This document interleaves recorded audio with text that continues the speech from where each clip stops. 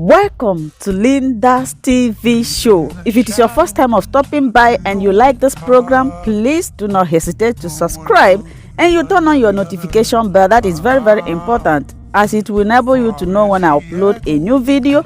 I present to you information about what is happening in the whole world, Nigerian to be precise. You are free to leave your comment constructively after watching each of my video. Please do it judiciously. I appreciate all of you. It's not easy for you to leave whatever you are doing to watch my program.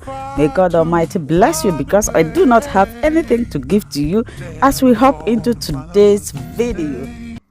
The Ohanaeze election is illegitimate and cannot be recognized anywhere in the world. Instead, I'm canvassing very seriously for World Igbo Congress to take over the affairs of doing what is socio-cultural, whatever, of Igbo people. That is my preference, and that's what I will push for. That World Igbo Congress should rise to the plate and do the needful. They must do the needful, because Ohanaeze will kill all of us. I'm telling you the truth. These people are evil. They have the money, they give them money, they pay the Vanguard correspondent in Enugu. They pay Guardian correspondent in Owerri to write Apex. Meanwhile, we are all dying. The Fulanis have installed Obiozo, their stooge. I must make it very, very clear to all and sundry that we do not recognize Ohanaeze and their throne and Dioshu.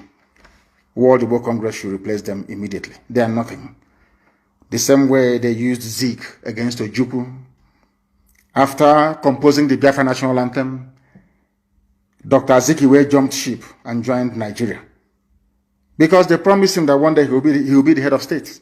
Some of you don't know that Azikiwe was supporting Biafra until he jumped ship.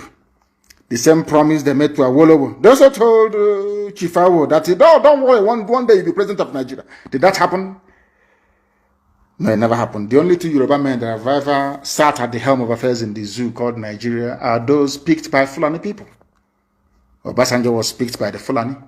So too was Shonekon after they annulled the win of Abiola, as if we do not know.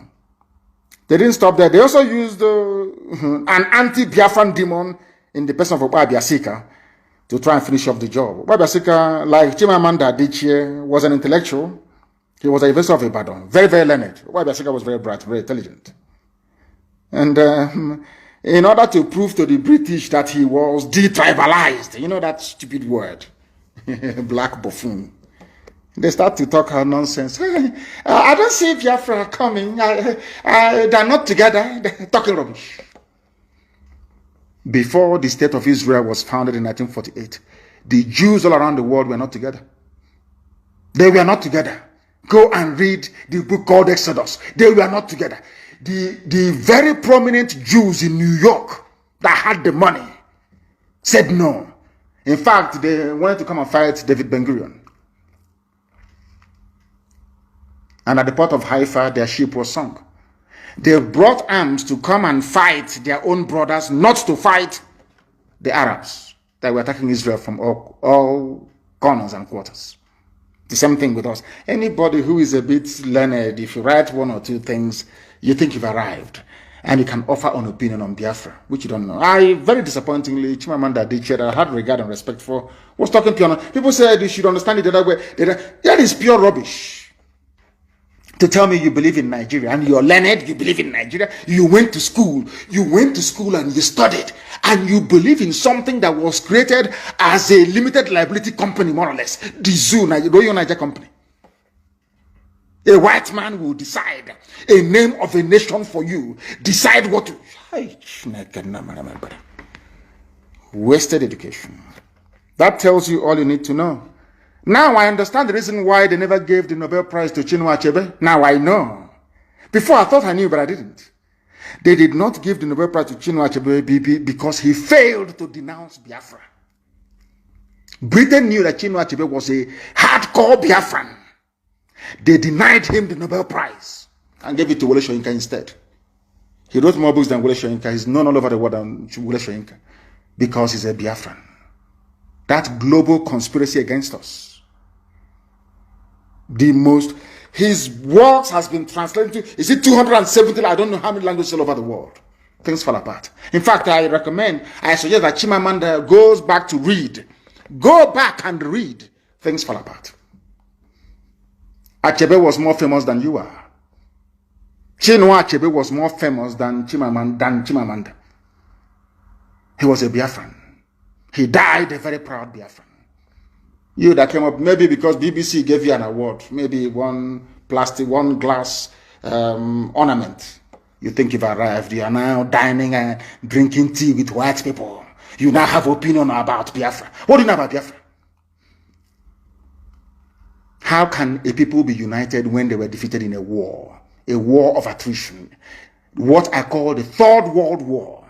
What do you know about Biafra?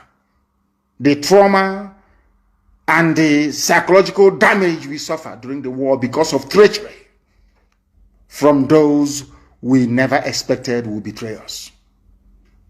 I'm talking about if they cannot unite. That England you go to, that place they call you to read stories for little children. Is the president of that place from Igbo land? They're talking about Igbo presidency. Is Boris Johnson an Igbo man? But they give you an award and they give you all the limelight you need all over the world. And you're talking rubbish about Biafra. Rubbish that you don't know about. Let me remind you, the Jewish intelligentsia in US did not support Zionism. They never supported the methods and tactics of Ergon and Haganah. Go and read their history. They blew Britain out of that very place with dynamite. That was how Britain left Palestine. Britain was in charge of Palestine. It is their job to suppress the light of God. That is their job, doing the job of Lucifer, always. They were given what was called the Palestine Mandate. Britain, very, very sad.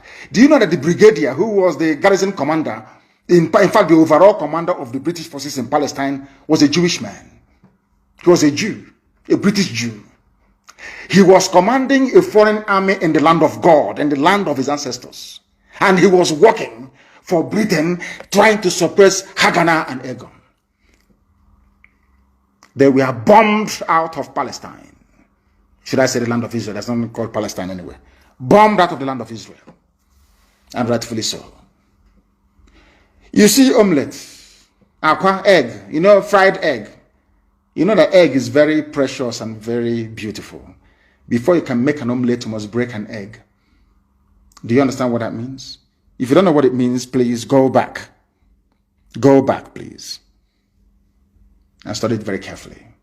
We are prepared to break as many eggs as possible to fry this very beautiful omelette that is Biafra. We don't listen to what people say. You can talk from now till the kingdom come, write your garbage in Punch newspaper, in Nation, in Vanguard. From now till the kingdom come, it means nothing to us. We continue what we are doing. You can buy over one or two saboteurs. That is entirely your business. We number.